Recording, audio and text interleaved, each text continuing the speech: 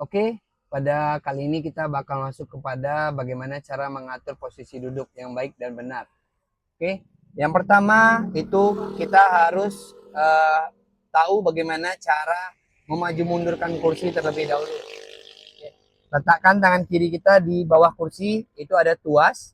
Nah, tuas itu ditarik ke atas, lalu tangan kanan kita berada di setir, seperti ini. Nanti tinggal tarik tangan kanan untuk memundurkan dan memajukan kursinya, seperti ini. Oke, selanjutnya cara untuk mengatur sandaran yang ada di belakang. Di sebelah kanan ini ada tuas. Angkat tuasnya, lalu tinggal kita atur sebagaimana posisi yang nyaman.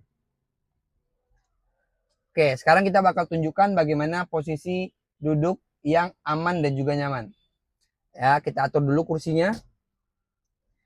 Lalu pastikan kaki kita menginjak pedal itu tidak terlalu menekuk dan juga tidak terlalu lurus.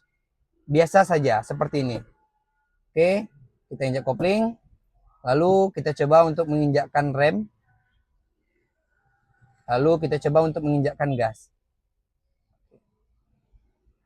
Nah, dan yang terakhir, gunakan sabuk pengaman dengan benar.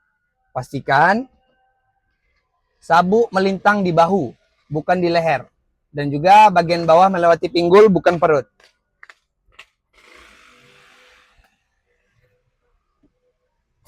Pastikan posisi duduk yang benar.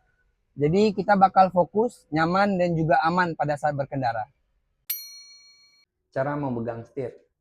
Setir ini ibarat arah jarum jam 12, 9, 3, dan 6. Dan pastikan tangan kiri kita tetap berada di arah jam 9 dengan jempol masuk ke dalam. Lalu tangan sebelah kanan letakkan di arah jam 3 dan jempol juga masuk ke dalam. Jempol ini masuk ke dalam agar nanti tangan kita dan atau jari telunjuk kita mudah untuk memindahkan tuas lampu dan juga tuas wiper. Sekarang kita bakal masuk ke cara memutarkan setir. Nah, yang pertama itu ada tarik tambang. Tarik tambang ini sering digunakan oleh banyak pengendara. Seperti ini contohnya. Oke. Saling tarik-menarik. Lalu kita putarkan arah ke kiri. Sama, tangan kiri narik, kanan narik juga. Sampai posisi lurus seperti ini. Terus yang kedua ada tarik dorong. Nah, yang tarik dorong ini cenderung lebih seperti ini. Tarik, dorong. Tarik ke bawah, dorong ke atas. Tarik ke bawah, dorong ke atas. Oke, kita masuk ke cara meluruskan ban. Gimana caranya kita mengetahui kalau posisi ban ini lurus atau tidak. Nah, kalau kita lagi berhenti itu harus dipastikan ban mobil dalam keadaan lurus. Kita tidak perlu keluar melihat posisi ban. Jadi cukup dengan cara setir ini kita putar ke kiri atau ke kanan mentok. Oke, contohnya seperti ini, kita putar ke kanan habis sampai mentok. Nah, kita kembalikan 2 kali posisi lubang yang paling besar, yang ini ada 2 kali di atas. Ya. 1, 2.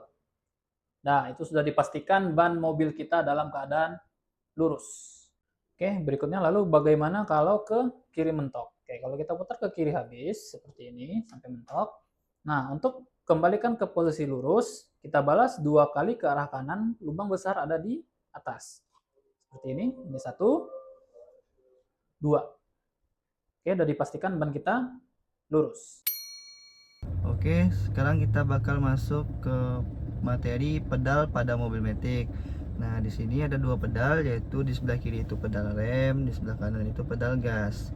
Nah, pastikan kita hanya menggunakan satu kaki saja, yaitu kaki kanan. Nih, kaki kirinya biarkan saja seperti ini.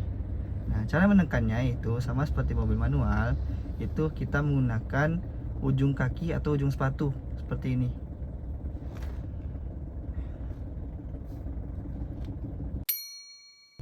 Oke, kali ini kita akan masuk ke tuas persneling pada mobil matic.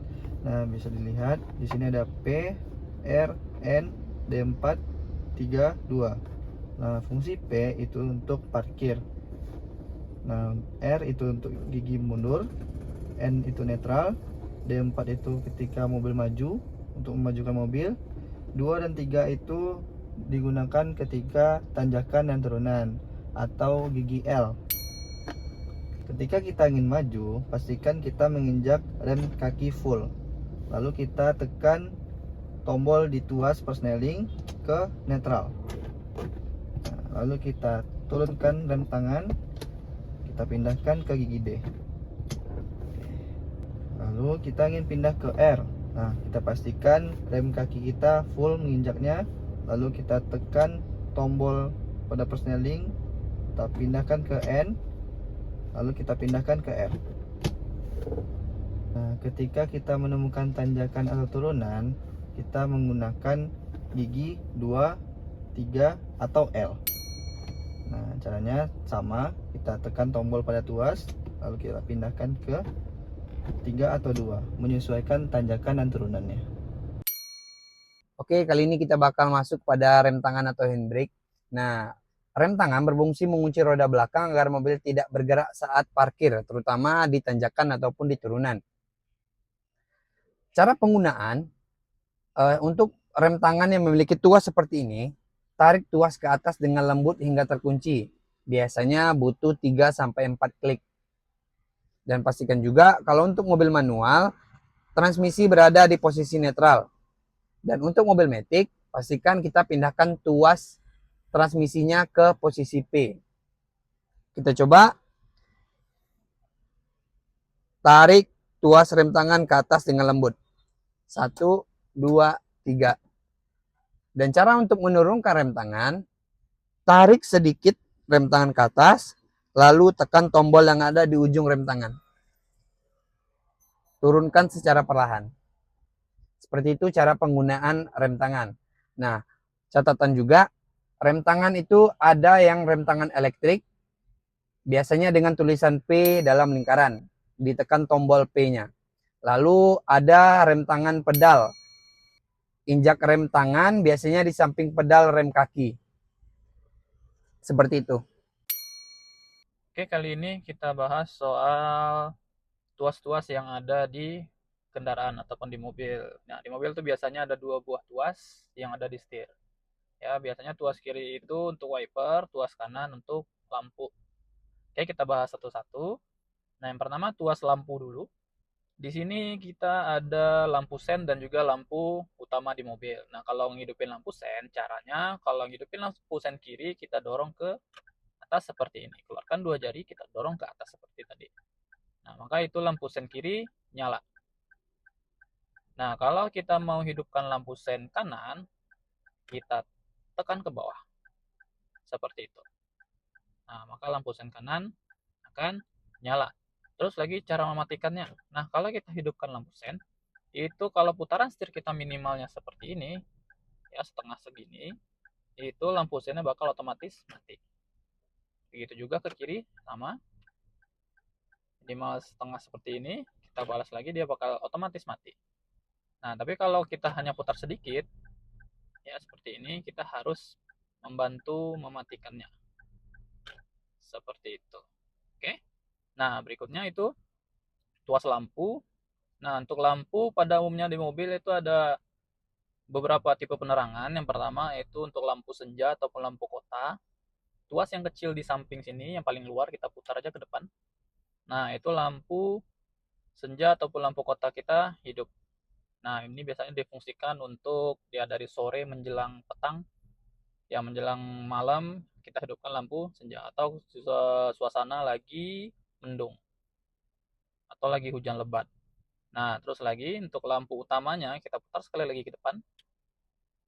Nah, itu hidup lampu utama jarak dekat. Kalau kita mau hidupkan lampu utama jarak jauh, situasi ini kita dorong ke arah dalam seperti ini. Nah, itu juga berbarengan nyala indikator lampu jauhnya. Kalau mematikannya, kita tarik lagi ke atas. Lalu kita putar kembali ke posisi awal. Nah, di tuas lampu ini, paling di kanan ini juga kita bisa menghidupkan lampu dim namanya, atau lampu kasih kode ke arah depan. Ya, caranya tarik ke arah setir. Seperti ini.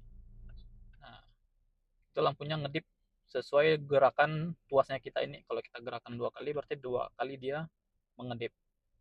Oke, selanjutnya di sebelah kiri itu ada tuas wiper. Nah, wiper ini ada beberapa fungsi.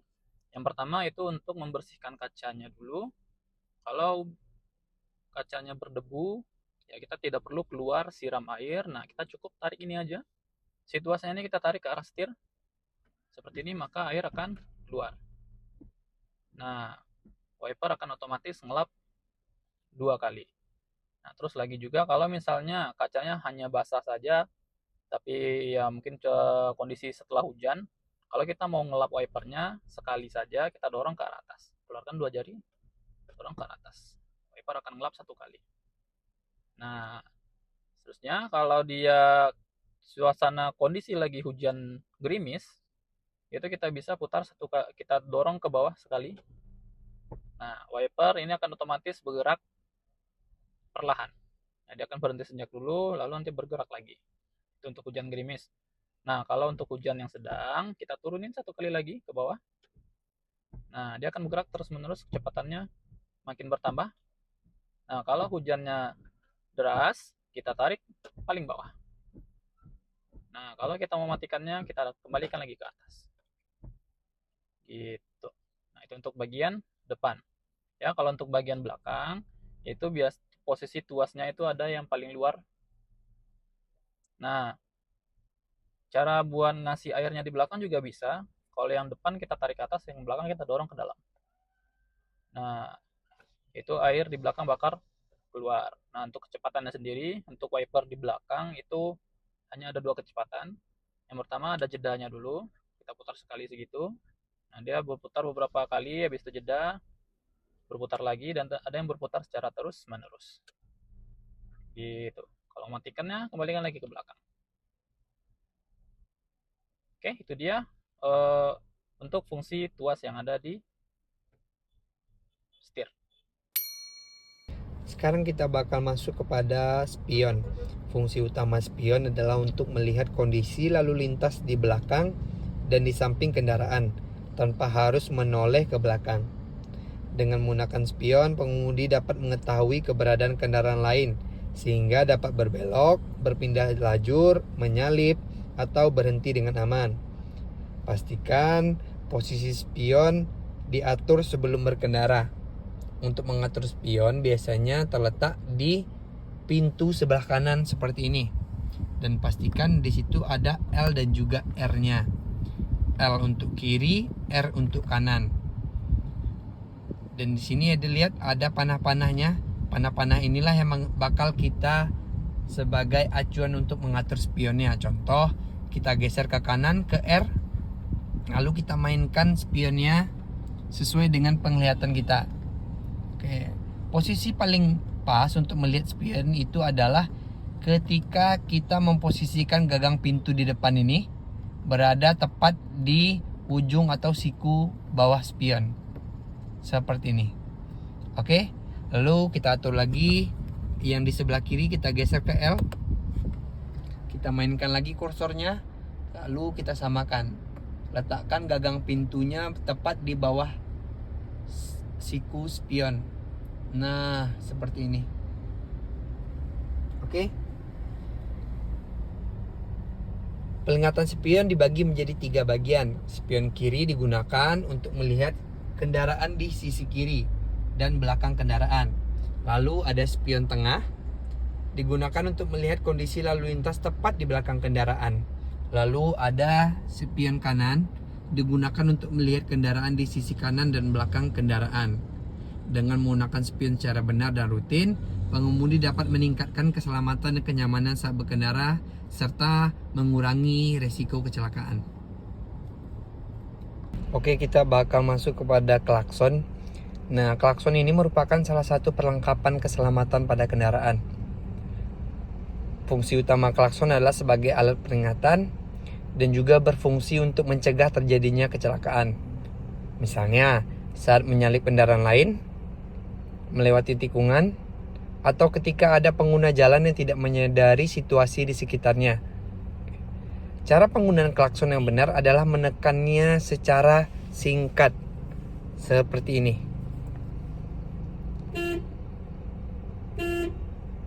Oke, bukan ditahan lama. Gunakan klakson untuk memberi peringatan, bukan untuk meluapkan emosi atau memarahi pengguna jalan lain. Oke.